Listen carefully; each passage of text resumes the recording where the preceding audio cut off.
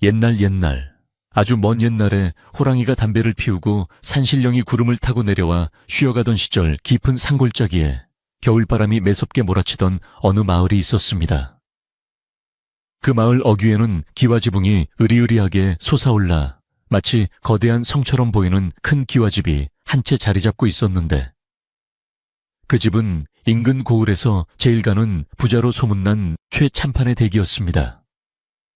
마을 사람들은 그 집 앞을 지날 때마다 높은 담장 너머로 피어오르는 밥 짓는 연기를 부러운 눈으로 바라보았지만, 정작 그 안에서 일하는 사람들의 속사정은 까맣게 모른 채 그저 떵떵거리고 사는 모습만을 우러러보곤 했습니다. 하지만 겉으로 보이는 화려함과는 달리 그 집의 기운은 한겨울의 서리빨보다 더 차갑고 매서워서 지나가는 새조차도 그 집 지붕에는 좀처럼 앉지 않는다는 말이 돌 정도였습니다. 최참판 댁의 드높은 담장 안에는 수많은 하인이 주인의 눈치를 보며 숨죽여 살고 있었는데, 그 중에는 순덕이라는 이름의 어린 하녀가 있었습니다. 순덕은 태어난 지 얼마 되지 않아 부모를 여의고 친척들의 손에 이끌려 밥 한 그릇 얻어먹는 대가로 이 집에 들어오게 된 기구한 운명의 아이였습니다. 그녀는 계절이 몇 번이나 바뀌고 해가 여러 번 솟아오르는 동안 따뜻한 아랫목 한번 차지해보지 못하고 부엌 구석이나 헛간 한쪽에서 새우잠을 자며 모진 세월을 견뎌내야 했습니다. 그녀의 손은 한겨울의 얼음장 같은 물에 젖어 마를 날이 없어 거북이 등껍질처럼 딱딱하게 갈라져 있었고, 얼굴은 찬바람에 터서 붉게 달아올라 있었지만 그녀의 눈망울만큼은 밤하늘의 별처럼 맑고 깊은 빛을 잃지 않고 있었습니다. 어느 날 아침 밤새 내린 눈이 마당에 수북하게 쌓여 온 세상을 하얗게 덮어버린 날이었습니다. 최참판 댁의 안방마님은 아침 일찍부터 카랑카랑한 목소리로 하인들을 다그치며 마당을 쓸라 아궁기에 불을 지펴라, 밥상을 차려라 하며 쉴 새 없이 호령을 해대고 있었습니다. 순덕은 얇은 무명저고리 하나만을 걸친 채 덜덜 떨리는 몸을 이끌고 우물가로 가서 두레박을 내렸는데, 우물물조차 꽁꽁 얼어붙어 있어 돌을 던져 얼음을 깨야만 했습니다. 차가운 물이 손등에 튀어 살을 내는 듯한 고통이 밀려왔지만 순덕은 아픈 내색조차 하지 못한 채 묵묵히 물을 길어 부엌으로 날라야 했습니다. 그녀가 잠시라도 허리를 펴고 쉬려 하면 어디선가 감시하는 눈초리가 날아와 게으름을 피운다고 호통을 칠 것이 뻔했기 때문이었습니다. 부엌에는 순덕보다 훨씬 오래전부터 이 집에서 일해온 나이, 지긋한 부엌 할멈이 있었는데, 그녀는 말수가 적고 무뚝뚝해 보였지만 속정은 누구보다 깊은 사람이었습니다. 할멈은 순덕이 벌개진 손으로 물동이를 힘겹게 내려놓는 것을 보고는 주인의 눈을 피해 아궁이 깊은 곳에 숨겨두었던 갓 구운 고구마 하나를 슬그머니 순덕의 치마폭에 찔러 넣어주었습니다. 뜨끈한 고구마의 온기가 차가운 순덕의 몸을 잠시나마 녹여주었고, 순덕은 할멈의 따뜻한 배려에 눈시울이 붉어졌지만 행여나 안방마님이 볼까봐 눈물을 꾹 참고 고개를 숙여 감사의 인사를 전했습니다. 이 집안에서 유일하게 순덕을 사람으로 대접해주는 이는 오직 부엌 할멈뿐이었기에 순덕에게 할멈은 돌아가신 어머니와도 같은 존재였습니다. 해가 중천에 떠오를 무렵 최참판은 비단 옷을 휘감고 긴 곰방대를 문채 사랑채 마루에 앉아 거드름을 피우고 있었습니다. 그는 탐욕스럽게 튀어나온 배를 두드리며 올해 소장료를 얼마나 더 걷어들일지, 곡간에 쌓인 곡식을 보며 얼마나 더 배를 불릴지 궁리하느라 여념이 없었습니다.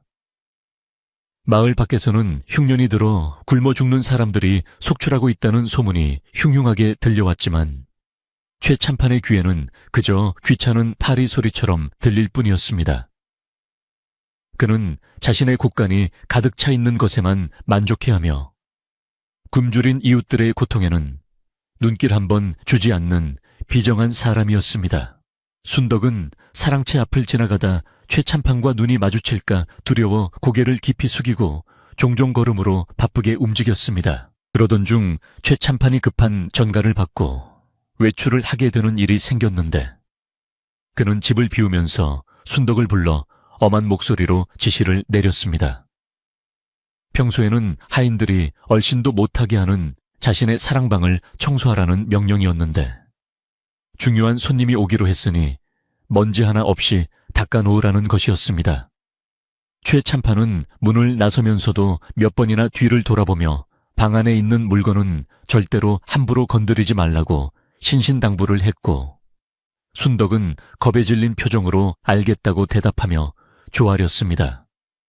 주인이 대문을 나서 멀어지는 것을 확인한 후에야 순덕은 걸레와 물통을 들고 조심스럽게 사랑채의 문을 열고 들어갈 수 있었습니다. 사랑방 안은 바깥의 추위와는 딴판으로 훈훈한 온기가 가득 차 있었고 고급스러운 향 냄새와 오래된 종이 냄새가 어우러져 묘한 분위기를 자아내고 있었습니다. 방 안에는 값비싼 병풍과 자개장, 그리고 선비들이 읽는다는 수많은 서책이 가지런히 꽂혀 있어 최 참판의 위세를 짐작게 했습니다. 순덕은 주인의 불호령이 떨어질까 무서워 숨소리조차 크게 내지 못하고 바닥에 무릎을 꿇고 엎드려 구석구석 걸레질을 시작했습니다. 그녀의 손길이 닿는 곳마다 묵은 먼지가 닦여나가고 윤기가 흐르기 시작했지만 순덕의 마음은 혹시라도 실수를 할까봐 콩닥콩닥 뛰고 있었습니다. 한참을 쓸고 닦던 순덕은 문갑 아래쪽에 뽀얗게 쌓인 먼지를 닦아내기 위해 몸을 깊숙이 숙였는데 그때 우연히 문갑 뒤쪽에 벽지 색깔이 다른 곳과 미묘하게 다르다는 것을 발견했습니다. 호기심이 일어 손으로 살짝 눌러보니 벽이 덜컥거리며 움직였고 그 안에는 비밀스러운 공간이 숨겨져 있었습니다. 순덕은 깜짝 놀라 주위를 둘러보았지만 방 안에는 아무도 없었고 오직 자신의 거친 숨소리만이 들릴 뿐이었습니다. 그녀는 떨리는 손으로 그 비밀 공간 안에 들어있는 낡은 나무 상자를 조심스럽게 꺼내보았는데 상자 안에는 붉은 비단으로 쌓인 장부책 한 권이 들어있었습니다. 글을 제대로 배운 적이 없는 순덕이었지만 어깨너머로 배운 몇몇 글자들과 숫자는 읽을 수 있었기에 그녀는 조심스럽게 장부를 펼쳐보았습니다. 장부의 첫 장에는 관아의 도장이 선명하게 찍혀 있었고 구항미라는 글자가 크게 적혀 있었는데 이는 나라에서 흉년으로 굶주리는 백성들을 구하기 위해 내려보낸 쌀을 의미하는 것이었습니다. 순덕은 가슴이 철렁 내려앉는 것을 느끼며 장부의 내용을 한 장 한 장 넘겨보았고 그 안에는 마을 사람들에게 나누어 주었어야 할 쌀가마니의 숫자와 그것을 최 참판이 몰래 빼돌려 자신의 곳간에 채워 넣은 내역이 상세하게 적혀 있었습니다. 이것은 단순한 장부가 아니라 최 참판이 나라를 속이고 백성들의 고열을 빨아먹은 죄상을 기록한 움직일 수 없는 증거였던 것입니다. 순덕의 머릿속에는 지난 겨울 굶주림에 지쳐 쓰러져 죽어가던 옆집 아이의 얼굴과 풀뿌리라도 캐먹으려 산을 헤매던 마을 사람들의 처참한 모습이 스쳐 지나갔습니다. 최 참판의 곡간이 터져나갈 듯 가득 차 있었던 이유가 바로 이 구황미를 가로챘기 때문이라는 사실을 알게 되자 순덕은 두려움보다 먼저 끓어오르는 분노를 느꼈습니다. 하지만 그녀는 힘없는 하녀에 불과했고 이 사실을 누군가에게 말한다면 쥐도 새도 모르게 목숨을 잃을 수도 있다는 공포가 곧바로 그녀를 덮쳐왔습니다. 그녀는 부들부들 떨리는 손으로 장부를 다시 비단 보자기에 싸서 상자에 넣으려 했지만 손이 말을 듣지 않아 자꾸만 미끄러졌습니다. 바로 그 순간 대문 쪽에서 웅성거리는 소리와 함께 주인의 거친 목소리가 들려왔습니다. 예상보다 훨씬 일찍 최 참판이 돌아온 것이었습니다. 순덕은 쏘스라치게 놀라며 급히 상자를 원래 있던 비밀 공간에 밀어넣고 벽을 닫아 감쪽같이 숨겼습니다. 그리고는 아무 일도 없었던 것처럼 다시 걸레를 들고 방바닥을 닦는 신용을 하기 시작했지만 그녀의 등줄기에는 식은땀이 비오듯 흐르고 있었고 심장은 밖으로 튀어나올 듯이 요동치고 있었습니다. 마루를 쿵쿵 울리며 다가오는 발자국 소리가 마치 저승사자의 발소리처럼 들려와 순덕은 숨이 턱턱 막혀오는 것을 느꼈습니다. 방 문이 벌컥 열리고 최 참판이 들어왔을 때 그는 방 안의 공기가 미묘하게 달라져 있음을 감지한 듯 코를 킁킁거리며 사방을 둘러보았습니다.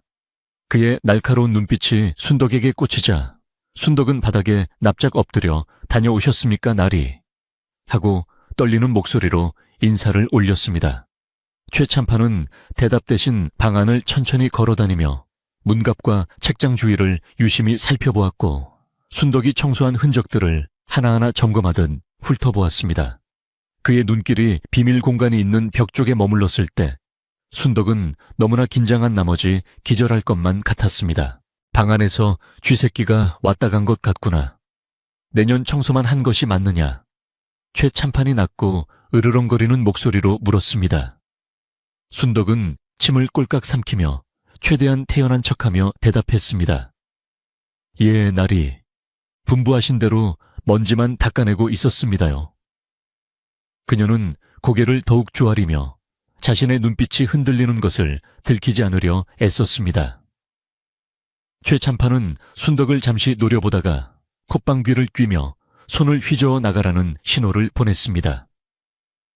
순덕은 뒷걸음질 치며 방을 빠져나왔지만 다리가 풀려 마루에서 넘어질 뻔한 것을 간신히 버티며 부엌으로 도망치듯 달려갔습니다. 부엌 구석에 쭈그리고 앉은 순덕은 가슴을 움켜쥐고 거친 숨을 몰아쉬었습니다.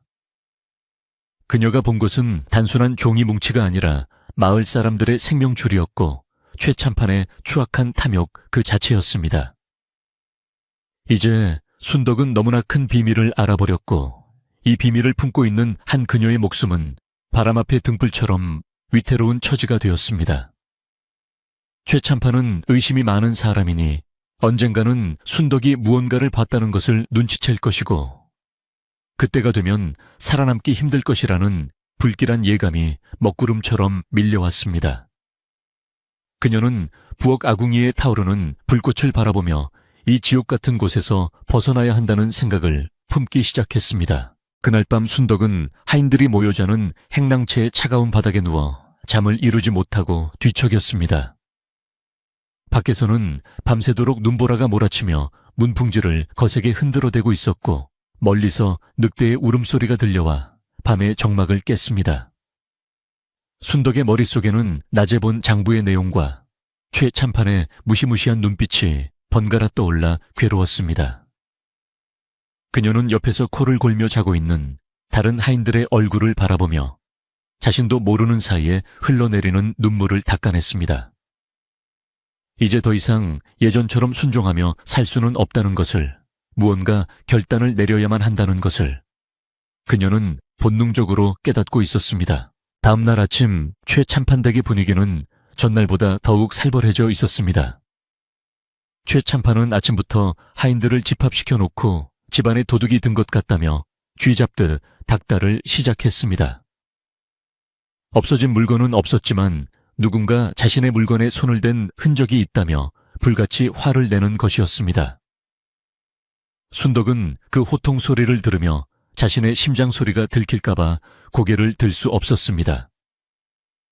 최참판의 시선이 하인들 한 명 한 명을 훑고 지나가다가 순덕에게 멈췄을 때 그녀는 온몸에 피가 얼어붙는 듯한 공포를 느꼈습니다.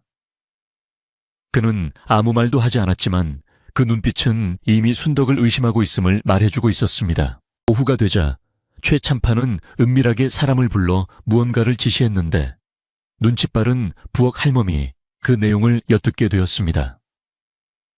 그것은 순덕을 아주 먼 섬에 있는 노비 상인에게 팔아넘기라는 끔찍한 계획이었습니다. 최참판은 순덕이 자신의 비밀을 알았을지도 모른다는 의심을 지우지 못했고 후환을 없애기 위해 그녀를 영영 돌아올 수 없는 곳으로 보내버리려 했던 것입니다. 이 사실을 모르는 순덕은 마당에서 장작을 패며 언손을 호호 불고 있었고 부엌 할멈은 멀리서 그 모습을 지켜보며 발을 동동 구를 수밖에 없었습니다. 해는 서산으로 넘어가고 땅거미가 질 무렵 부엌 할멈은 주위를 살피며 순덕을 은밀한 곳으로 불러냈습니다. 할멈의 표정은 평소와 달리 사색이 되어 있었고 잡은 손은 가늘게 떨리고 있었습니다. 순덕아, 내 말 잘 듣거라. 오늘 밤을 넘기면 너는 다시는 이 땅을 밟지 못할 게다. 할멈의 목소리는 절박했습니다. 영문도 모르는 순덕이 눈을 동그랗게 뜨고 쳐다보자 할멈은 낮에 들은 최 참판의 계획을 숨죽여 일러주었습니다. 그 말을 들은 순덕의 얼굴은 하얗게 질려버렸고 다리에 힘이 풀려 주저앉고 말았습니다. 순덕은 하늘이 무너지는 것 같았습니다. 억울하게 팔려가 이름도 모르는 곳에서 죽을 때까지 고생만 하다가 생을 마감해야 한다는 사실이 믿기지 않았습니다. 그녀는 할멈의 옷자락을 붙잡고 할멈 나 어떡해요? 나 살려주세요. 라며 울먹였습니다. 할멈은 안타까운 눈빛으로 순덕을 바라보다가 품속에서 꼬깃꼬깃 모아둔 쌈짓돈과 주먹밥 몇 덩이를 꺼내 순덕의 손에 쥐어주었습니다.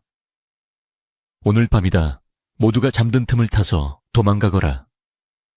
북쪽 산을 넘으면 관에서 파직당해 내려온 어른이 계신다는 소문을 들었다. 그분이라면 너를 숨겨주실지도 모른다. 밤이 깊어지자 마을은 쥐 죽은 듯 고요해졌고 최참판댁의 불빛도 하나둘씩 꺼져갔습니다. 순덕은 자신의 짐이라고는 남루한 옷까지 몇 벌과 할멈이 준 주먹밥이 전부인 보따리를 챙겨 들고 방문 앞에 섰습니다. 밖에는 여전히 눈이 내리고 있었고 매서운 바람이 문틈으로 스며들어 왔습니다. 지금 나가면 얼어 죽을지도 모른다는 두려움과 잡히면 맞아 죽을지도 모른다는 공포가 그녀를 동시에 짓눌렀습니다. 하지만 이곳에 남아서 짐승처럼 팔려가는 것보다는 차라리 눈밭에서 자유롭게 죽는 것이 낫다는 생각이 그녀를 움직이게 했습니다. 순덕은 조심스럽게 문을 열고 밖으로 나갔습니다. 차가운 눈이 발목까지 쌓여 있었고 밟을 때마다 뽀드득거리는 소리가 났지만 바람소리에 묻혀 다행히 들키지는 않았습니다. 그녀는 담장 밑 개구멍을 향해 기어가듯 움직였고 마지막으로 자신이 고통받았던 그 거대한 기와집을 뒤돌아보았습니다. 어둠 속에 우뚝 솟은 그 집은 마치 거대한 괴물처럼 입을 벌리고 있는 듯했습니다. 순덕은 입술을 깨물며 눈물을 삼키고 비좁은 개구멍을 통과해 세상 밖으로 몸을 던졌습니다. 담장 밖으로 나온 순덕은 뒤도 돌아보지 않고 산을 향해 달리기 시작했습니다. 눈보라가 그녀의 앞길을 막아섰고 나뭇가지들이 그녀의 얼굴을 핥히었지만 그녀는 멈출 수가 없었습니다. 멀리서 개 짖는 소리가 들려올 때마다 심장이 덜컥 내려앉았지만 그녀는 살아야 한다는 일념 하나로 어둠 속의 설산을 향해 한 걸음 한 걸음 내디뎠습니다. 차가운 달빛만이 그녀의 위태로운 탈출을 비추고 있었고 그렇게 순덕의 길고도 험난한 밤은 시작되었습니다. 그녀가 품은 비밀 장부의 진실이 언젠가 세상을 뒤집어 놓을 불씨가 될 것임을 산신령은 알고 계셨을까요? 담장 밖으로 몸을 던진 순덕은 뒤를 돌아볼 겨를도 없이 어둠 속으로 내달리기 시작했습니다. 밤하늘에서는 굵은 눈발이 쉴 새 없이 쏟아져 내려와 순덕의 시야를 가렸고 발을 내디딜 때마다 무릎까지 빠지는 눈 때문에 걸음을 옮기는 것조차 쉽지 않았습니다. 그녀가 신은 낡은 집시는 이미 눈 녹은 물에 젖어 축축하게 늘어져 있었고 그 사이로 스며드는 하기는 발가락을 잘라낼 듯 날카롭게 파고들었습니다. 하지만 순덕은 발이 시리다는 생각조차 할 수 없을 만큼 공포에 질려 있었기에 오직 잡히면 죽는다는 일념 하나로 거친 숨을 몰아쉬며 산비탈을 기어올랐습니다. 마을에 개 짖는 소리가 멀어질수록 바람소리는 더욱 거세졌고 마치 산신령이 놓아여 꾸짖는 듯한 웅궁거리는 소리가 귓가를 때렸습니다. 순덕이 마을을 벗어나 산 초입에 들어섰을 때 멀리 최참판댁의 대문 앞에서 횃불이 어른거리는 듯한 환영이 보였습니다. 그것이 실제로 사람들이 쫓아오는 불빛인지 아니면 자신의 두려움이 만들어낸 허상인지 구별할 수 없었지만 그 불빛은 순덕의 등줄기를 서늘하게 만들기에 충분했습니다. 그녀는 앙상한 나뭇가지들이 마치 귀신의 손처럼 자신의 옷자락을 잡아당기는 것 같은 착각에 빠져 비명을 지를 뻔했지만 입을 틀어막고 바들바들 떨며 덤불 숲으로 몸을 숨겼습니다. 심장이 쿵쿵 뛰는 소리가 고막을 진동시켰고 거친 숨소리가 새어나가지 않도록 입술을 꽉 깨물어 피가 배어 나올 지경이었습니다. 한편 날이 밝아오자 최참판 댁은 발칵 뒤집혔습니다. 아침상을 차려야 할 순덕이 보이지 않자 안방마님은 고래고래 소리를 지르며 하인들을 깨웠고 곧이어 순덕이 밤사이 도망쳤다는 사실이 밝혀졌습니다. 최참판은 자신의 권위에 도전하고 도망친 괘씸한 계집종을 당장 잡아오라며 길길이 날뛰었고 건장한 산의 종들을 풀어 마을과 산 주변을 샅샅이 뒤지라고 명령했습니다. 특히 그는 순덕이 자신의 비밀 장부에 대해 무언가 알고 있을지도 모른다는 불안감 때문에 살려오지 못하겠으면 시체라도 찾아오라고 끔찍한 지시를 덧붙였습니다.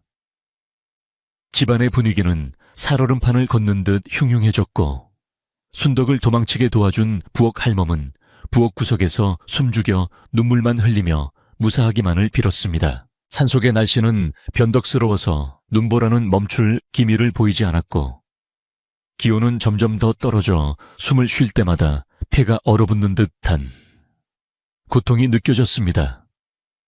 순덕은 방향을 잃지 않으려 애썼지만 온 세상이 하얗게 덮여 있어 어디가 길이고 어디가 낭떠러지인지 구분하기가 어려웠습니다. 그녀는 몇 번이나 눈 덮인 돌부리에 걸려 넘어졌고 그때마다 손바닥과 무릎이 찢어져 붉은 피가 하얀 눈 위에 점점이 뿌려졌습니다. 하지만 그녀는 아픔을 느낄 새도 없이 벌떡 일어나 다시 걸음을 재촉했는데 잠시라도 지체했다가는 그대로 얼어 죽거나 뒤따라오는 추격자들에게 잡힐 것이 뻔했기 때문이었습니다. 한참을 걷다 보니 배가 등가죽에 붙을 정도로 허기가 밀려왔습니다. 순덕은 큰 바위 뒤에 몸을 숨기고 부엌 할멈이 챙겨준 주먹밥을 꺼냈지만 주먹밥은 이미 돌덩이처럼 딱딱하게 얼어 있었습니다. 그녀는 얼음처럼 차가운 주먹밥을 한 입 베어 물었지만 씹을 수도 없어 입안에서 녹여가며 겨우 목구멍으로 넘겨야 했습니다. 차가운 밥알이 식도를 타고 내려가 위장에 닿는 느낌이 생생하게 전해졌지만 그마저도 지금의 순덕에게는 생명줄과도 같았습니다. 그녀는 할멈의 얼굴을 떠올리며 눈물을 뚝뚝 흘렸고 그 눈물은 볼을 타고 흐르다가 턱 끝에서 고드름처럼 맺혔습니다. 해가 중천에 떴지만 두꺼운 구름에 가려 숲속은 여전히 어둑어둑했습니다. 순덕은 문득 자신이 가고 있는 이 길이 맞는지 의심이 들기 시작했습니다. 부엌 할멈이 북쪽산 너머에 은인이 살고 있다고 했지만 눈 덮인 산속에서 방향을 잡기란 여간 어려운 일이 아니었습니다. 그녀는 나무에 이끼가 낀 방향과 바람이 불어오는 방향을 가늠하며 조심스럽게 발걸음을 옮겼지만 첩첩산 중에 깊은 골짜기는 마치 미로처럼 그녀를 가두고 놓아주지 않으려는 듯했습니다. 어디선가 산짐승의 울음소리가 들려올 때마다 그녀는 소스라치게 놀라 주위를 두리번거렸고 앙상한 나무 그림자가 사람의 형상처럼 보일 때면 심장이 멎을 듯한 공포를 느꼈습니다. 그 시각 최참판이 보낸 추격대들은 마을 어귀를 벗어나 산 초입까지 당도해 있었습니다. 그들은 사냥개를 앞세워 순덕의 냄새를 쫓으려 했지만 밤새 내린 눈이 냄새를 덮어버린 데다 바람마저 거세게 불어 추적에 애를 먹고 있었습니다. 추격대 중 우두머리 격인 사내는 바닥에 침을 퇴 뱉으며 이 날씨에 계집년 혼자 산을 넘다니 제정신이 아니군. 벌써 얼어 죽어 짐승밥이 되었을 게야 라고 투덜거렸습니다. 하지만 최참판의 명령이 워낙 서슬퍼랬기에 그들은 투덜거리면서도 산속 깊은 곳으로 발걸음을 옮길 수밖에 없었습니다. 그들이 횃불을 들고 산을 오르는 모습이 멀리서 보면 마치 뱀이 기어가는 것처럼 징그럽게 보였습니다. 순덕은 깎아지른 듯한 절벽길을 마주하게 되었습니다. 우회해서 가기에는 시간이 너무 지체될 것 같았고 이 길을 넘어야만 추격자들을 따돌릴 수 있을 것 같았습니다. 그녀는 떨리는 손으로 바위 틈새에 자라난 나무 뿌리를 움켜쥐고 조심스럽게 절벽을 오르기 시작했습니다. 발밑은 천 낭떠러지였고 밟고 있는 눈은 미끄러웠기에 자칫 잘못하면 그대로 떨어져 뼈도 추리지 못할 위험한 상황이었습니다. 손톱이 깨지고 손가락 마디마디가 찢어지는 고통이 밀려왔지만 순덕은 이를 악물고 한 발 한 발 위로 몸을 끌어올렸습니다. 그녀의 거친 숨소리가 절벽 사이로 메아리치며 흩어졌습니다. 겨우 절벽 위로 올라온 순덕은 다리에 힘이 풀려 그 자리에 털썩 주저앉고 말았습니다. 온몸이 땀과 눈물로 범벅이 되어 있었고 젖은 옷은 땀이 식으면서 더욱 차갑게 몸을 조여왔습니다. 그녀는 하늘을 올려다보았지만 여전히 회색빛 구름만이 무겁게 내려앉아 있을 뿐 희망의 빛은 보이지 않았습니다. 문득 그냥 여기서 포기하고 잠들면 편안해지지 않을까 하는 유혹이 달콤하게 속삭였습니다.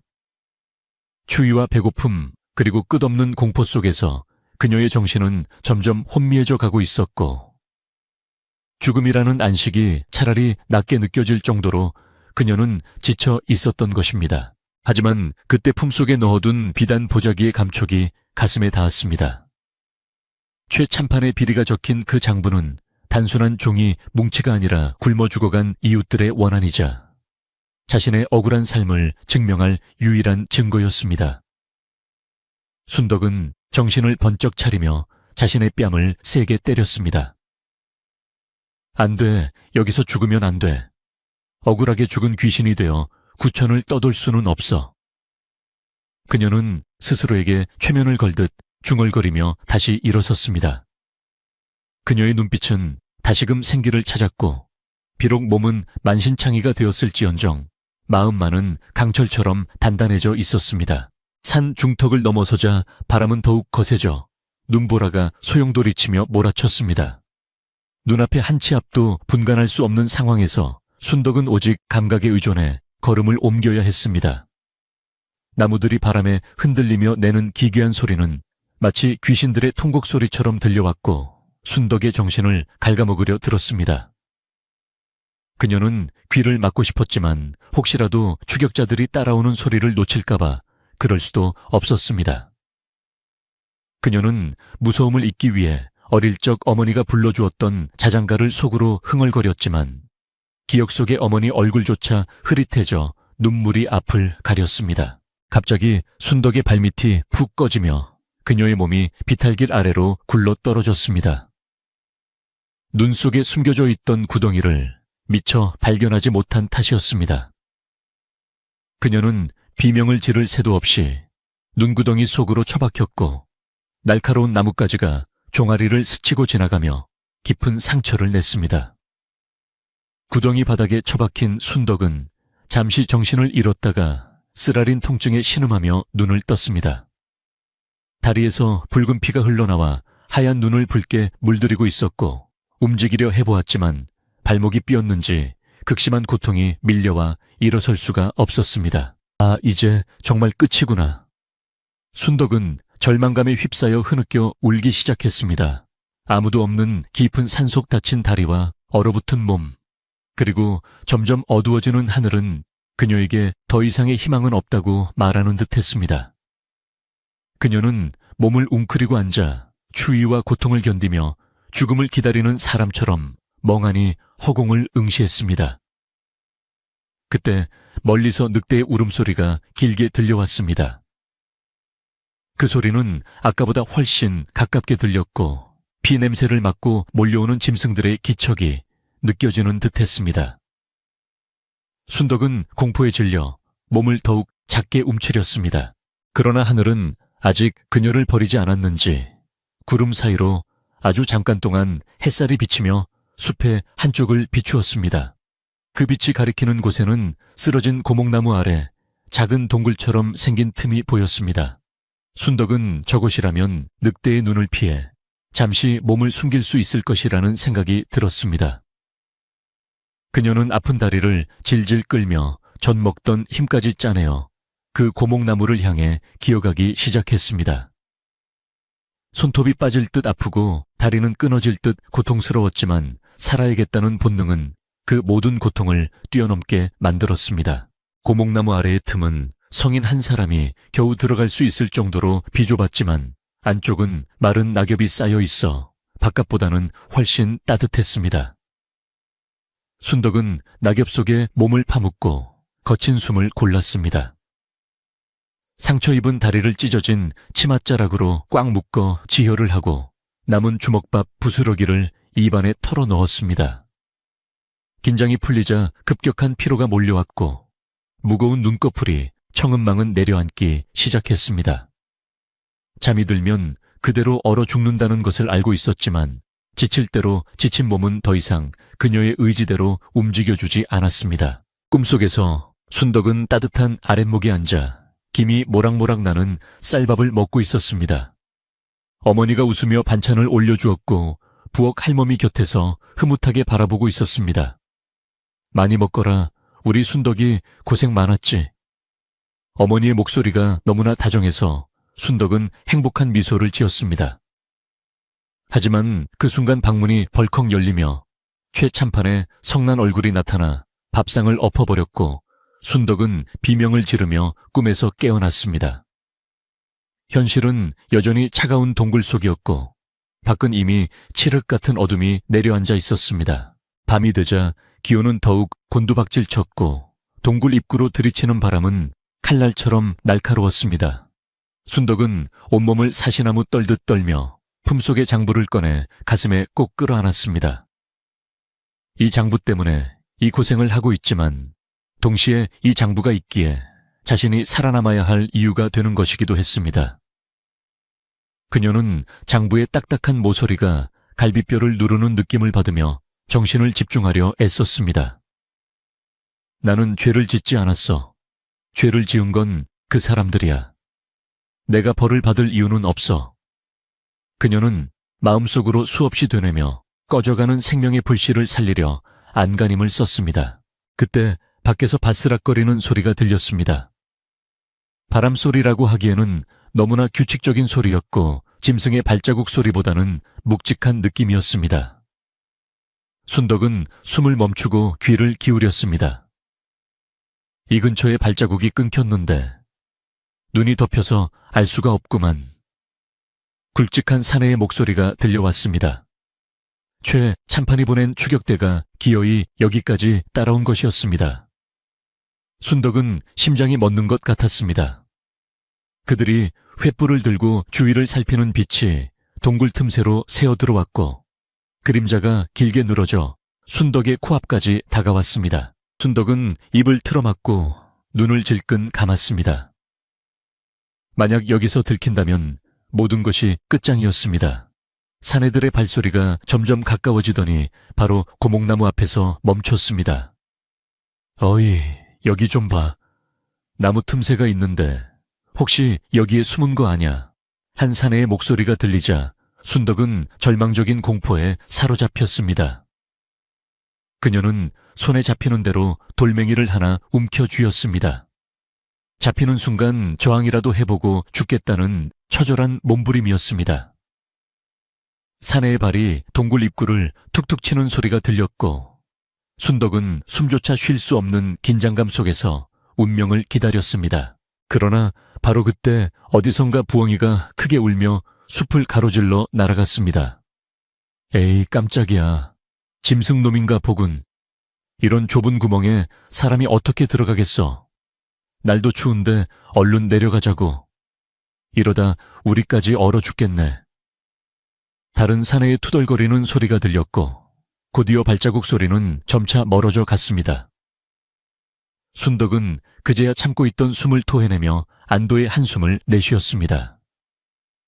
온몸에 힘이 빠져 손에 쥐고 있던 돌멩이를 놓쳤고 긴장이 풀리면서 걷잡을 수 없는 오한이 밀려왔습니다. 추격대는 물러갔지만 순덕은 이제 정말로 한계에 다다랐습니다. 다리의 상처는 퉁퉁 부어올라 감각이 없었고 천은 위험할 정도로 떨어져 있었습니다. 그녀는 흐릿해지는 의식 속에서 자신을 기다리고 있을지 모를 부엌 할멈이 말했던 그 은인을 떠올렸습니다. 그가 정말 존재하는지 아니면 단지 전설 속의 인물인지 알 수 없었지만 지금 그녀가 기댈 수 있는 유일한 희망이었습니다. 그녀는 다시는 눈을 뜨지 못할지도 모른다는 생각에 두려움을 느끼며 무거운 눈꺼풀을 천천히 닫았습니다. 눈 덮인 깊은 산속 작은 고목나무 아래 웅크린 어린 소녀의 위로 하얀 눈이 소복이 쌓여가고 있었습니다. 세상은 너무나 고요하고 평화로워 보였지만 그 정막 속에서 한 생명이 꺼져가고 있다는 사실을 아는 이는 아무도 없었습니다.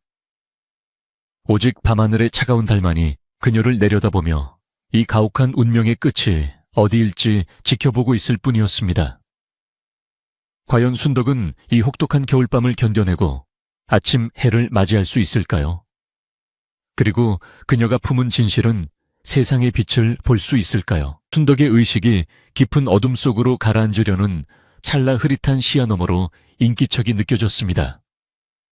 짐승의 거친 숨소리가 아닌 눈을 밟는 규칙적이고 묵직한 발자국 소리가 점점 가까워지고 있었습니다. 순덕은 마지막 힘을 짜내어 눈을 뜨려 했지만 얼어붙은 속눈썹이 서로 달라붙어 좀처럼 떨어지지 않았습니다.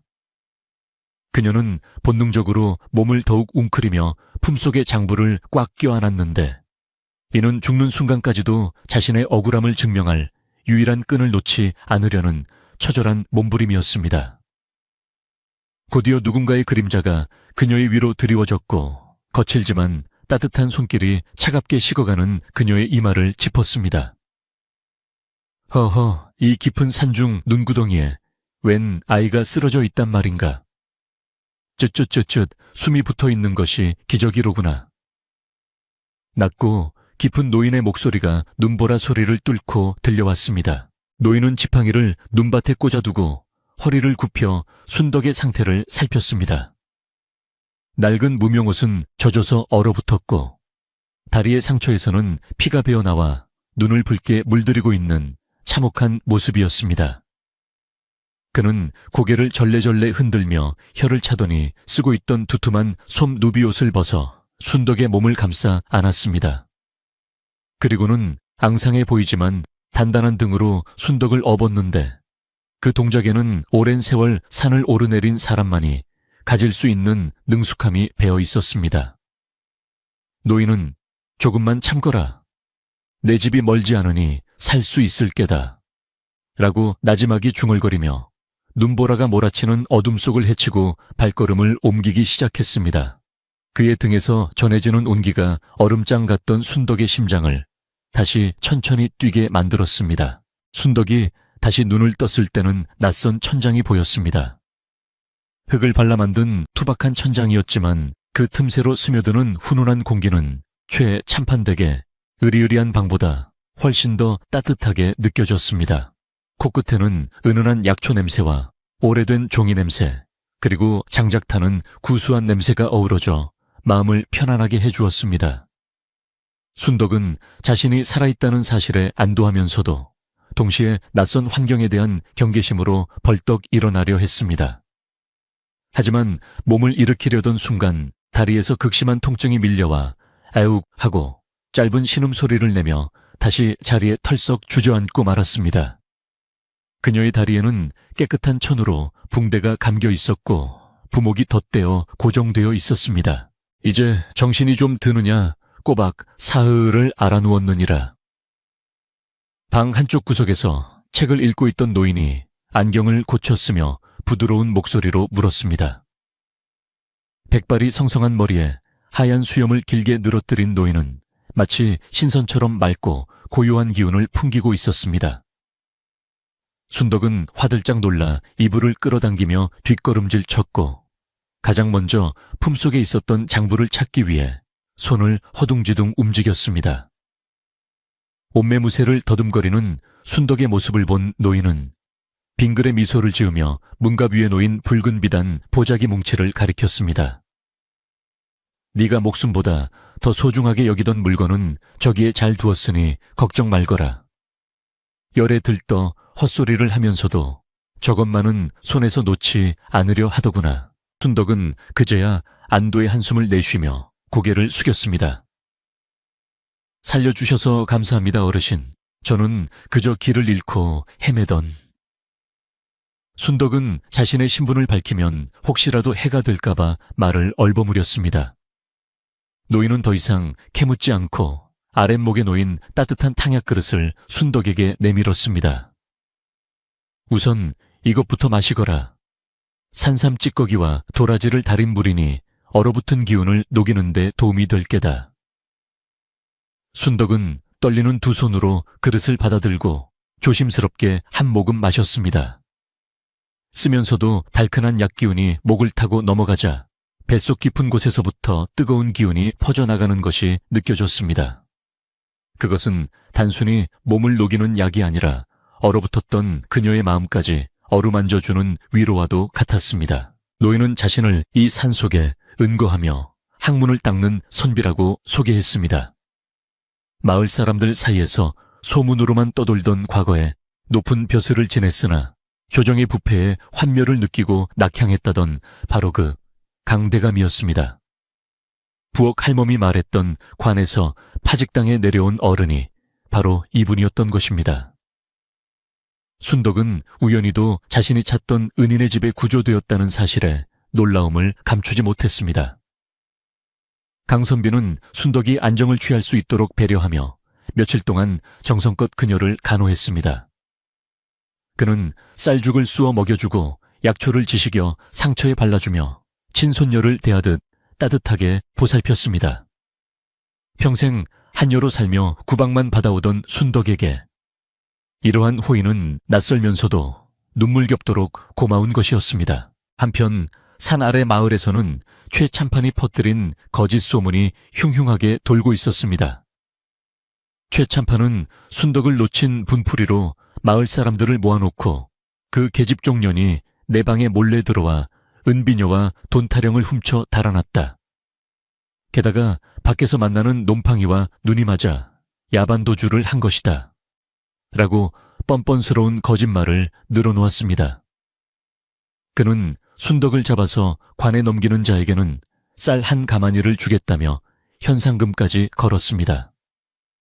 마을 사람들은 평소 성실하고 착했던 순덕이 도둑질을 했다는 말을 믿기 어려웠지만 서슬퍼런 최참판의 위세에 눌려 아무 말도 하지 못하고 그저 수군거리기만 했습니다. 최참판은 자신의 비리가 새 나갈까봐 전전긍긍하며 사냥꾼들을 고용해 산속을 샅샅이 뒤지도록 독촉하고 있었습니다. 최참판 댁의 부엌 할멈은 이 소식을 듣고 가슴을 치며 통곡했습니다. 아이고, 불쌍한 것. 도둑 누명까지 쓰고 쫓기는 신세가 되었으니 이를 어쩌나. 할멈은 부엌 뒷문으로 나가 북쪽 산을 바라보며 두 손을 모아 빌었습니다. 천지신명님, 제발 우리 순덕이 굽어 살펴 주옵소서. 그 아이는 죄가 없습니다. 부디 좋은 분을 만나 목숨만이라도 부지하게 해 주십시오. 할멈의 간절한 기도가 하늘에 닿기를 바라며 그녀는 남몰래 눈물을 훔치고 다시 아궁이에 불을 지폈습니다. 마을의 분위기는 점점 더 험악해져 갔고 사람들은 산 쪽을 바라볼 때마다 혹시라도 순덕이 잡혀 내려오지 않을까 걱정 반 호기심 반에 눈길을 보냈습니다. 산속 오두막에서 기력을 회복한 순덕은 창밖으로 내리는 눈을 바라보며 깊은 고민에 빠졌습니다.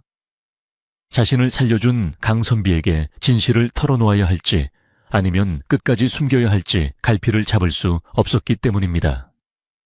하지만 강선비의 맑은 눈빛과 청렴한 생활 태도를 보며 순덕은 이분이라면 자신의 억울함을 믿어줄지도 모른다는 희망을 품게 되었습니다.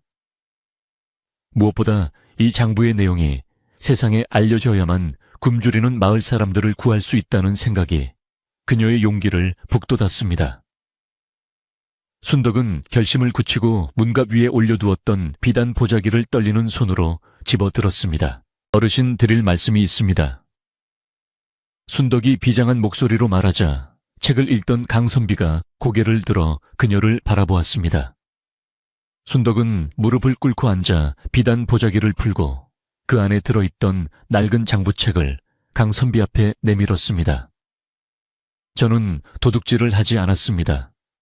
다만 주인이 숨겨놓은 이 장부를 보고 도망칠 수밖에 없었습니다.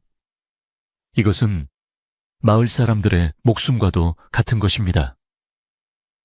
순덕의 눈에서 참았던 눈물이 뚝뚝 떨어져 내렸습니다.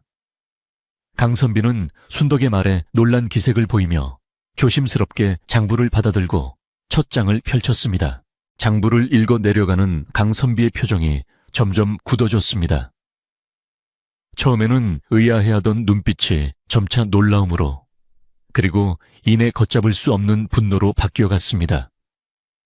그의 손이 부들부들 떨리기 시작했는데 이는 추위 때문도 노환 때문도 아닌 끓어오르는 의분 때문이었습니다. 이럴 수가, 이것은 구왕미가 아니더냐. 나라님께서 굶주린 백성을 구하라고 내린 쌀을 탐관오리와 결탁하여 중간에서 가로채다니. 강선비의 목소리가 천둥처럼 방 안을 울렸습니다. 그는 장부에 적힌 숫자들과 관아의 도장, 그리고 최참판의 서명이 날인된 거래 내역을 보며 치를 떨었습니다.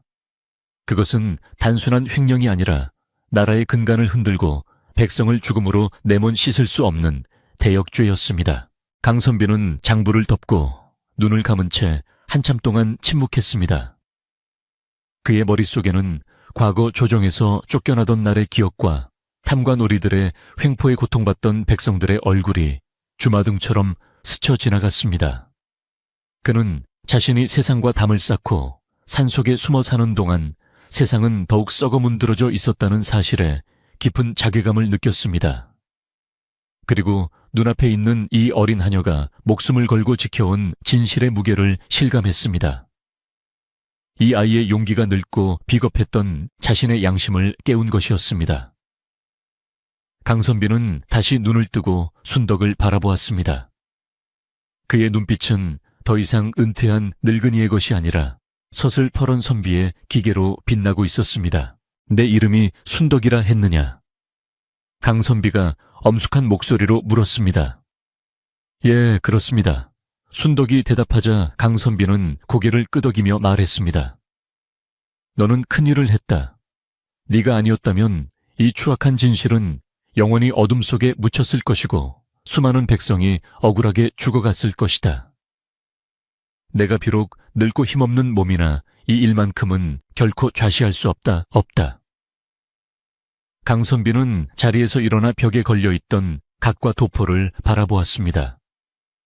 오랫동안 입지 않아 먼지가 앉아 있었지만 그는 결연한 표정으로 갓에 먼지를 털어내었습니다. 순대호가, 너는 이제 혼자가 아니다.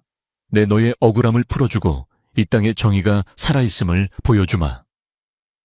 강선비의 말에 순덕은 엎드려 오열했습니다. 그동안 쌓였던 서름과 두려움이 한꺼번에 터져 나왔지만 이번에는 슬픔의 눈물이 아니라 희망의 눈물이었습니다.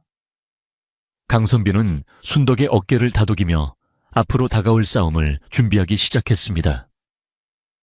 그는 붓을 들어 벼 위에 먹을 갈았고 백지에 무언가를 써 내려가기 시작했습니다. 그것은 관아뿐만 아니라 더 높은 곳에 보낼 상소문이었습니다. 방 안에는 붓이 종이를 스치는 소리만이 사각사각 울려 퍼졌고 그 소리는 마치 최참판의 죄를 낱낱이 베어내는 칼날 소리처럼 들렸습니다. 며칠 뒤 강선비는 마을의 동태를 살피기 위해 장작을 파는 노인으로 변장하고 산을 내려갔습니다. 마을 장터에는 최참판이 붙인 방이 곳곳에 붙어 있었고 사람들은 모여서 수군거리고 있었습니다.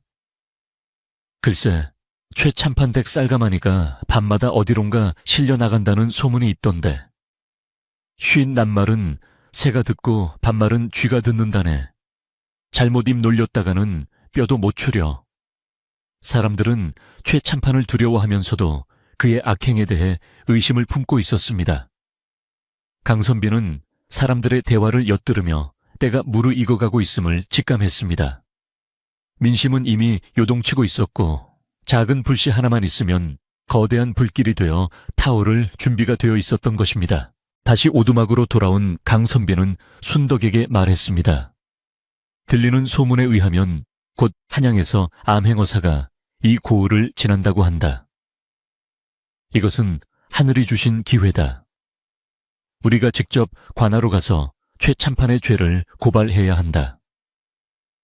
순덕은 관아라는 말에 겁을 먹었지만 강선비의 단호한 눈빛을 보고 고개를 끄덕였습니다. 어르신만 믿고 따르겠습니다. 제가 본 모든 것을 증언하겠습니다. 순덕의 목소리에도 힘이 실려 있었습니다. 그녀는 더 이상 도망치는 하녀가 아니었습니다. 그녀는 진실의 증인이자 불의에 맞서는 투사가 되어가고 있었습니다. 그날 밤 강선비와 순덕은 밤늦도록 계획을 세웠습니다.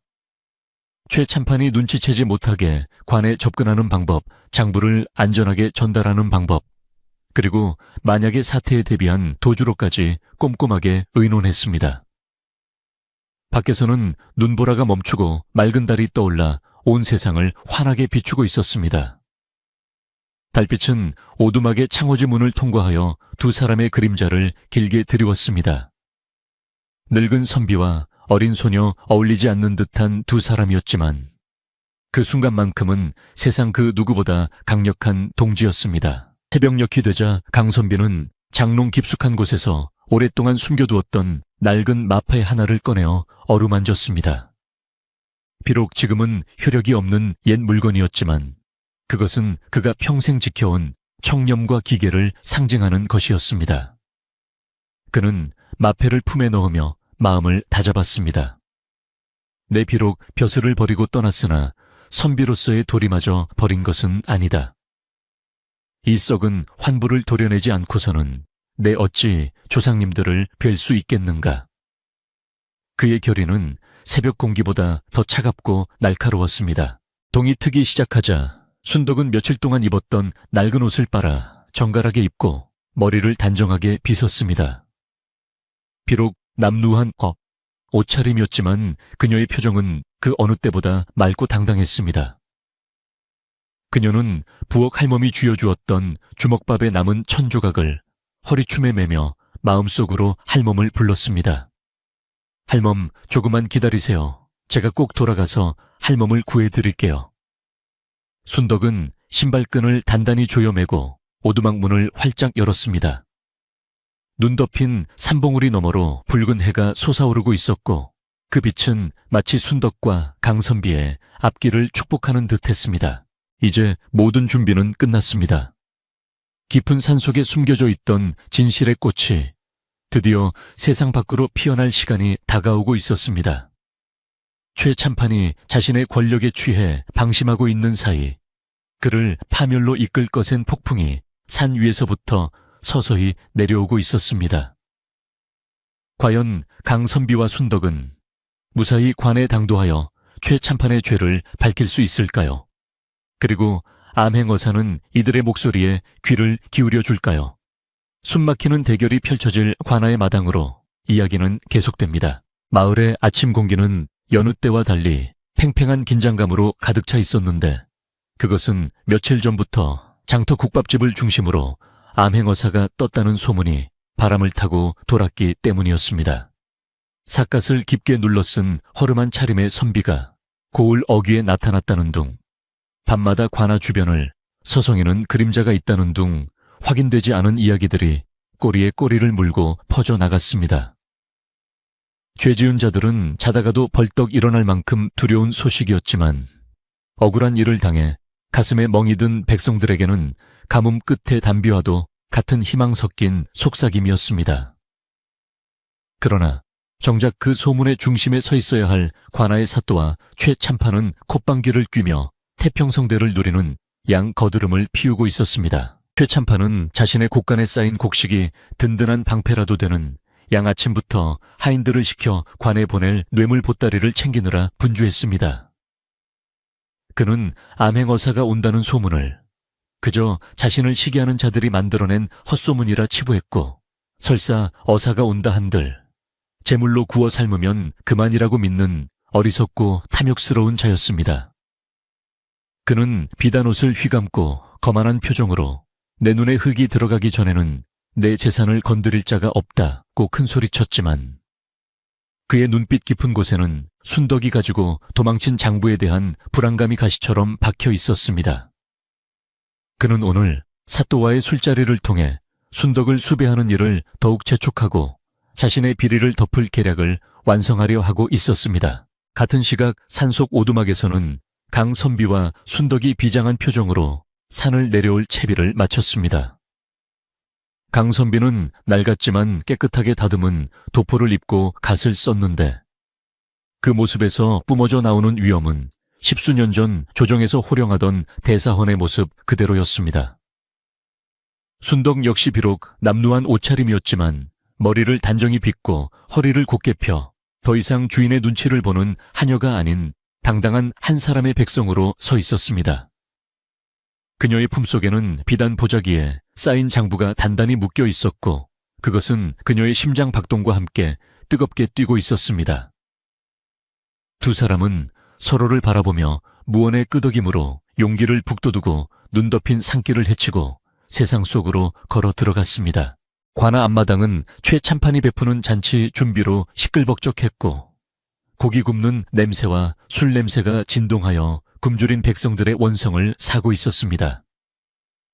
사또는 상석에 앉아 기생들의 시중을 받으며 술잔을 기울였고 그 옆에는 최참판이 앉아 아첨을 떨며 희희낙낙하고 있었습니다.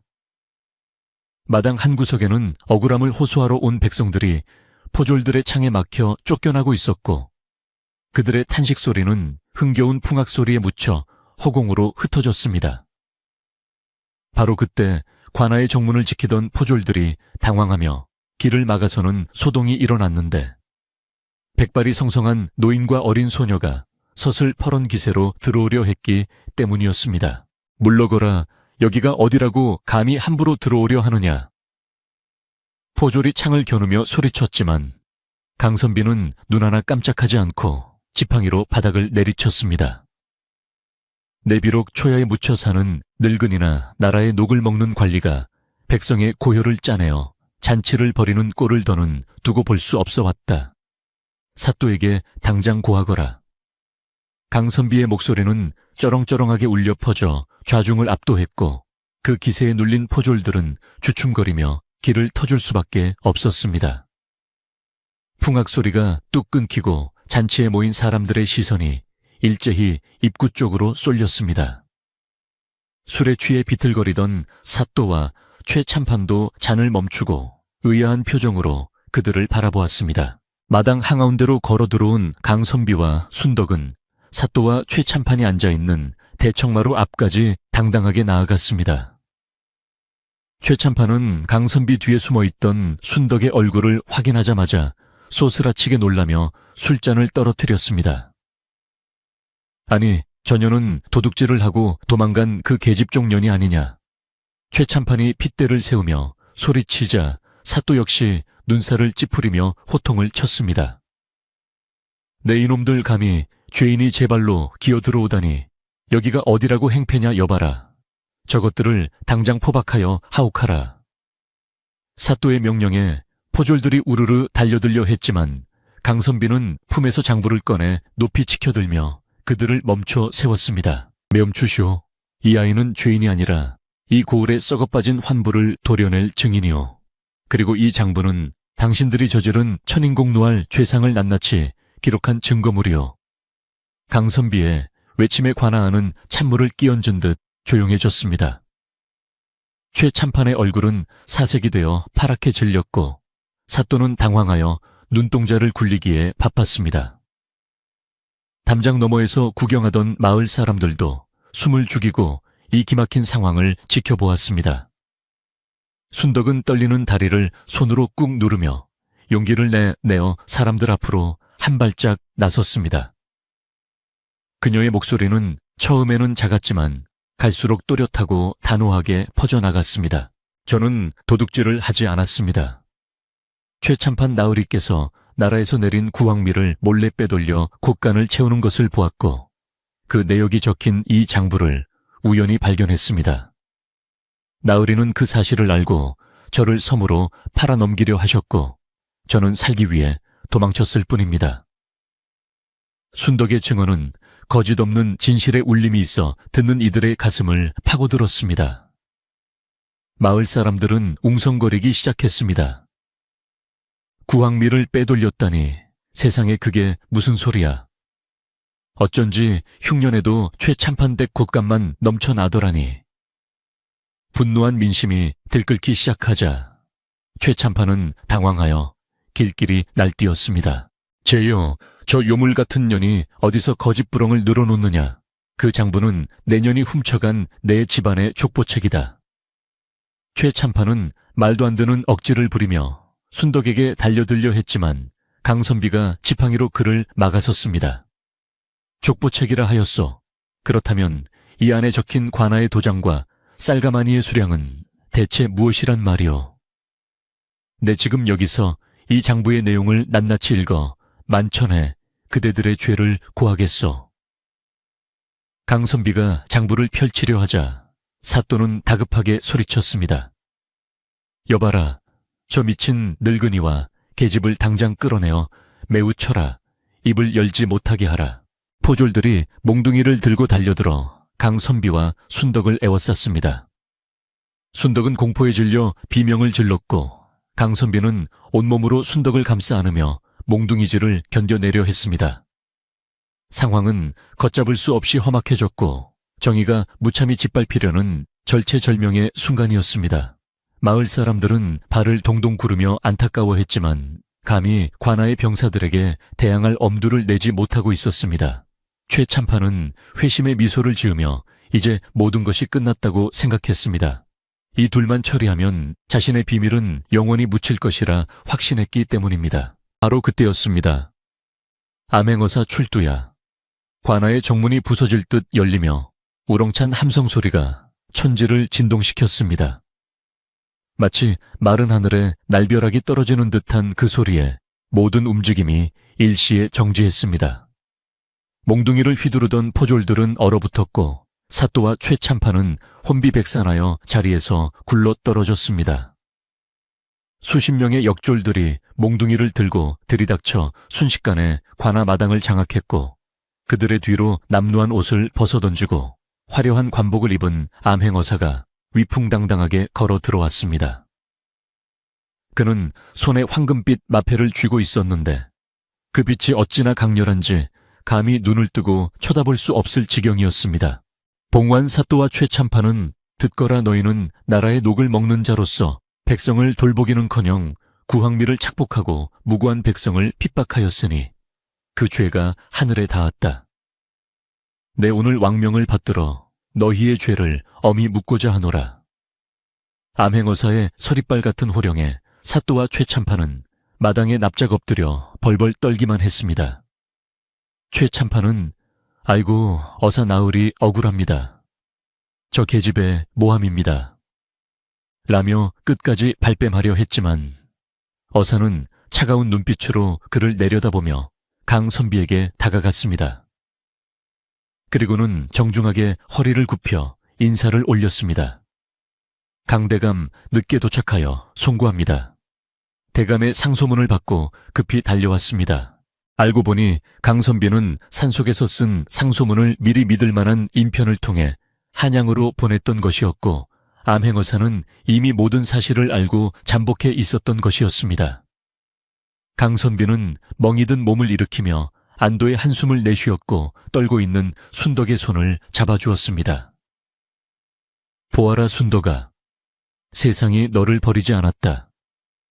어사는 순덕에게 다가와 따뜻한 눈길로 바라보며 말했습니다.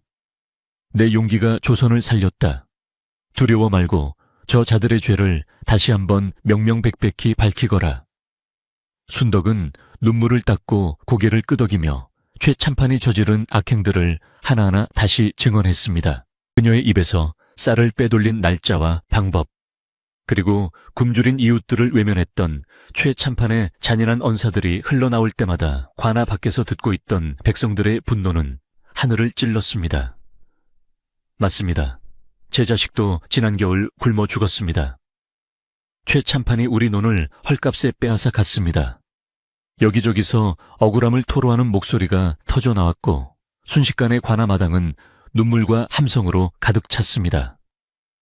그것은 단순히 한 소녀의 복수가 아니라 그동안 억눌려왔던 모든 백성들의 한이 풀리는 거대한 해방의 순간이었습니다. 어사의 명에 따라 역졸들은 최참판과 사또를 포박하여 형틀에 묶었습니다.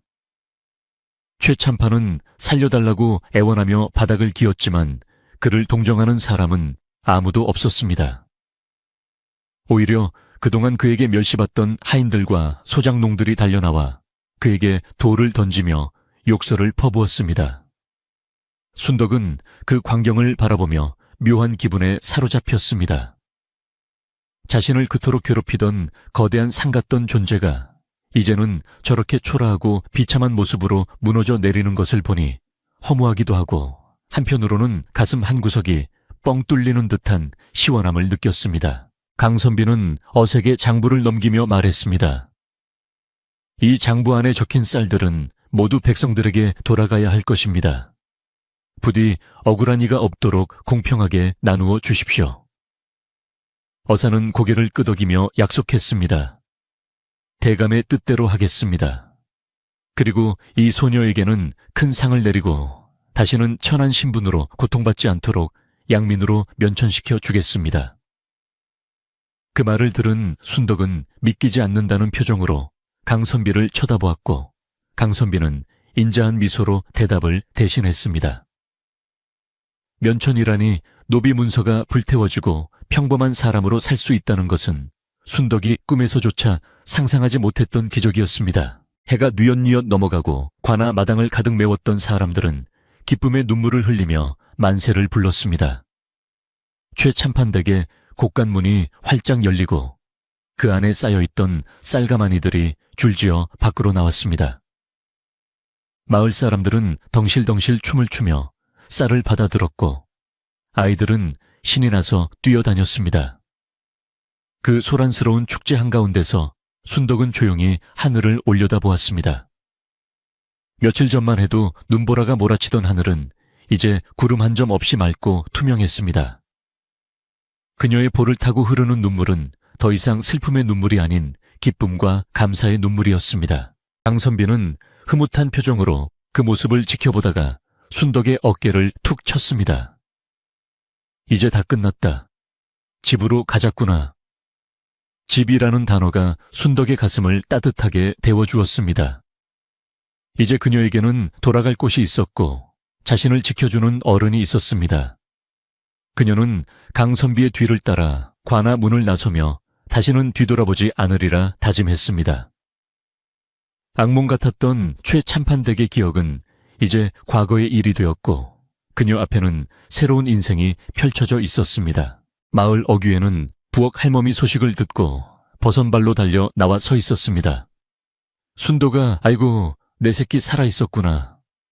할멈은 순덕을 보자마자 엉엉 울며 달려와 껴안았습니다. 순덕 역시 할멈의 품에 안겨 어린아이처럼 소리내어 울었습니다. 두 사람의 재회는 지켜보는 이들의 눈시울을 붉히게 만들었습니다. 암행어사의 출두와 최참판의 몰락 그리고 순덕의 승리는 훗날까지 이 마을 사람들의 입에서 입으로 전해질 전설이 되었습니다. 밤이 깊어가고 마을 곳곳에서는 오랜만에 밥 짓는 연기가 피어올랐습니다. 그 구수한 냄새는 십리 밖까지 퍼져나가며 이 땅에 다시 평화가 찾아왔음을 알리고 있었습니다.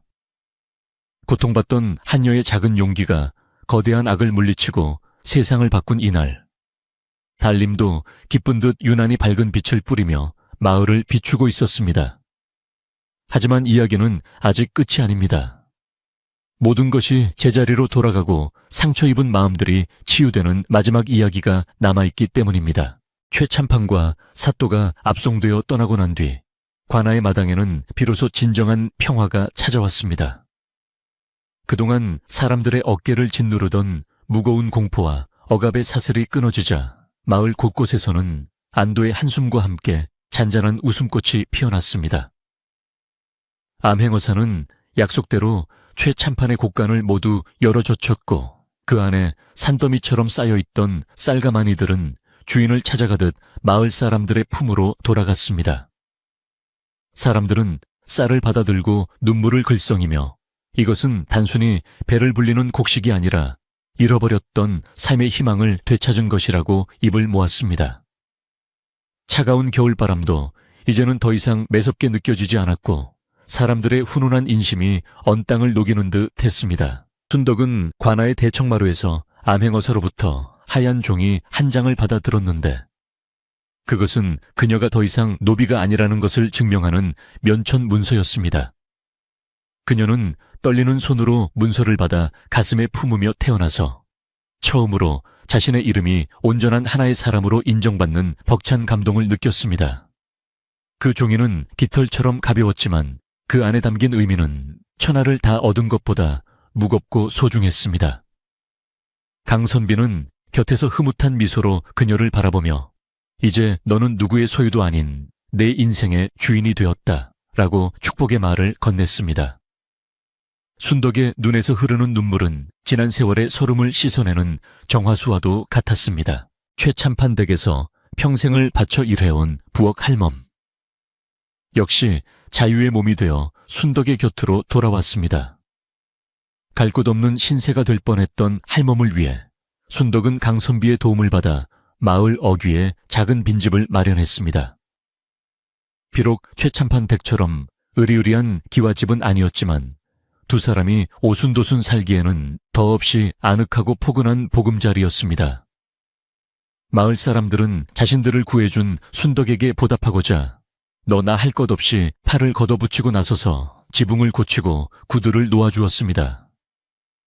뚝딱거리는 망치소리와 사람들의 웃음소리가 어우러져 빈집은 금세 따뜻한 온기가.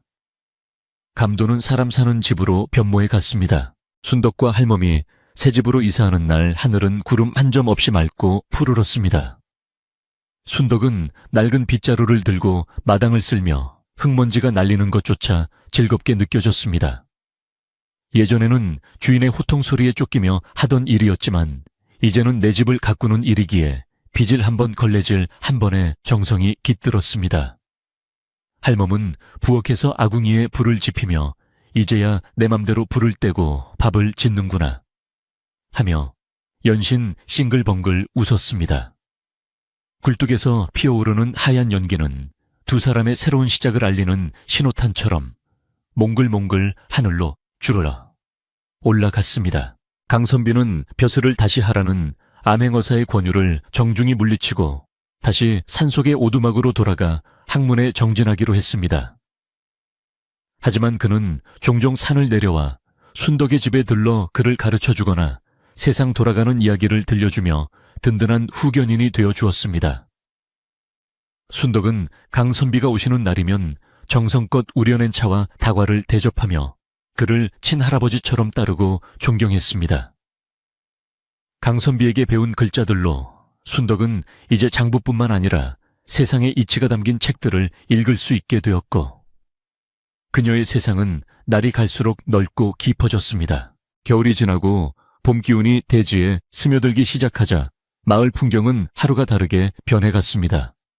얼어붙었던 가을물이 졸졸 흐르며 노래를 불렀고 양지바른 담벼락 밑에는 노란 개나리가 수줍게 고개를 내밀었습니다. 순덕은 할멈과 함께 산과 들로 나무를 캐러 다니며 따스한 봄 햇살을 온몸으로 만끽했습니다. 흙냄새 섞인 바람이 불어오면 그녀는 잠시 허리를 펴고 눈을 감아 바람의 결을 느꼈는데 그 바람 속에는 더 이상 쫓기는 자의 두려움이 없었고 오직 자유로운 자의 여유만이 깃들어 있었습니다. 그녀의 거칠었던 손등에도 부드러운 봄바람이 머물다 갔습니다. 어느 날 저녁 순덕과 할멈은 밥상을 차려놓고 마주 앉았습니다. 밥상 위에는 마을 사람들이 나눠준 하얀 쌀밥과 구수한 된장찌개 그리고 두 사람이 직접 캔 향긋한 봄나물 무침이 소박하지만 정갈하게 차려져 있었습니다. 김이 모락모락 나는 하얀 쌀밥은 보기만 해도 배가 부를 정도로 탐스러웠고 보글보글 끓는 찌개 냄새는 코끝을 자극하며 식욕을 돋우었습니다. 순덕은 숟가락을 들며 할멈 우리 이제 정말 마음 편히 밥 먹어도 되는 거죠? 라고 물었고 할멈은 눈시울을 붉히며 고개를 끄덕였습니다. 그럼 되고 말고 많이 먹거라 내 새끼. 순덕이 밥 한 숟가락을 입안 가득 넣자 쌀밥 특유의 달큰하고 고소한 맛이 입안 전체로 퍼져나갔습니다. 그것은 단순히 곡식의 맛이 아니라 고단했던 지난날을 보상받는 위로의 맛이자 앞으로 펼쳐질 행복한 미래의 맛이었습니다. 최참판댁 부엌 구석에서 눈칫밥을 먹던 시절과는 비교할 수 없는 세상에서 가장 맛있는 밥상이었습니다. 두 사람은 서로의 밥그릇에 반찬을 올려주며 도란도란 이야기를 나누었고 방 안가득 채워진 웃음소리는 문풍지를 타고 밖으로 흘러나가 밤하늘의 별들에게까지 전해지는 듯했습니다. 저녁 식사를 마친 후 순덕은 마루에 걸터앉아 밤하늘을 올려다보았습니다. 둥근 보름달이 마을을 환하게 비추고 있었고 그 빛을 받은 초가집 지붕들은 마치 은가루를 뿌려놓은 듯 반짝였습니다. 멀리서 들려오는 개 짖는 소리조차 평화롭게 들렸고 풀벌레들의 합창소리는 밤의 정취를 더욱 깊게 만들었습니다. 순덕은 문득 자신이 겪었던 그 모진 시련들이 마치 아주 오래전 남의 이야기처럼 아득하게 느껴졌습니다. 고통은 지나갔고 상처는 아물었으며 이제 그녀의 마음속에는 단단한 굳은 살과 함께 꺾이지 않는 희망이 자리 잡고 있었습니다. 할멈이 따뜻한 숭늉을 들고 나와 순덕의 옆에 앉았습니다. 밤바람이 차다. 어서 들어가 자자. 할멈의 따뜻한 목소리에 순덕은 고개를 끄덕이며 몸을 일으켰습니다. 방 안에는 아궁이의 열기가 전해져 아랫목이 절절 끓고 있었고 깨끗하게 빠라풀을 먹인 이불에서는 햇볕 냄새가 났습니다. 순덕은 이불 속으로 파고들며 등 따뜻하고 배부른 행복이 무엇인지 온몸으로 실감했습니다. 밖에서 바람이 문풍지를 살짝 흔들었지만 그것은 더 이상 두려운 소리가 아니라 자장가처럼 들릴 뿐이었습니다. 자리에 누운 순덕은 천장을 바라보며 강선비와 마을 사람들, 그리고 곁에서 잠든 할멈의 얼굴을 차례로 떠올렸습니다. 모두가 자신에게는 은인이고 가족 같은 사람들이었습니다. 그녀는 자신이 받은 사랑과 도움을 잊지 않고 앞으로 힘든 사람들을 도우며 살아가겠노라고 다짐했습니다. 자신이 품었던 작은 불씨가 마을 전체를 따뜻하게 드는 큰 불이 되었듯이 그녀의 삶도 누군가에게 희망의 빛이 될 수 있기를 간절히 기도했습니다. 마음이 편안해지자 무거운 눈꺼풀이 서서히 내려앉기 시작했습니다. 잠결에 순덕은 꿈을 꾸었습니다. 꿈속에서 그녀는 넓은 꽃밭을 거닐고 있었는데 그곳에는 최참판도 매서운 눈보라도 없었습니다. 오직 따스한 햇살과 향기로운 꽃내음, 그리고 다정한 사람들의 미소만이 가득했습니다. 나비들이 그녀의 주위를 맴돌며 춤을 추었고 그녀는 그 사이를 자유롭게 뛰어다니며 까르르 웃었습니다. 그것은 현실의 행복이 꿈으로 이어진 더할 나위 없이 평온하고 아름다운 꿈이었습니다. 순덕의 입가에 옅은 미소가 번졌고 그녀의 숨소리는 규칙적이고 고요하게 변해갔습니다. 마을의 모든 집들이 불을 끄고 잠든 시간, 세상은 깊은 정적 속으로 빠져들었습니다. 산신령도 호랑이도 잠든 이 고요한 밤에 오직 달님만이 깨어 마을을 지키고 있었습니다. 달빛은 순덕의 작은 방 창문을 넘어 들어와 잠든 그녀의 머리맡을 은은하게 비추어 주었습니다. 그것은 용기 있는 소녀가 이루어낸 기적에 대해 하늘이 보내는 조용한 찬사였습니다. 착한 사람은 복을 받고 악한 사람은 벌을 받는다는 예시하기의 진리가 오늘 밤 이 마을에서는 너무나도 선명한 현실이 되어 사람들의 꿈자리를 지켜주고 있었습니다. 이제 긴 이야기가 끝을 맺었습니다. 모진 겨울을 이겨내고 피어난 매화처럼 시련을 딛고 일어선 순덕의 이야기가 당신의 마음에도 작은 위로가 되었기를 바랍니다. 세상의 모든 어둠은 결국 아침 해가 뜨면 사라지기 마련이고 진실한 마음은 언젠가 반드시 빛을 발한다는 것을 잊지 마세요. 오늘 밤은 순덕이 누웠던 그 따뜻한 아랫목처럼 당신의 잠자리도 포근하고 평화롭기를 기원합니다. 걱정은 잠시 내려놓고 깊고 편안한 잠에 드시길 바랍니다. 잘 자요. 그리고 좋은 꿈 꾸세요.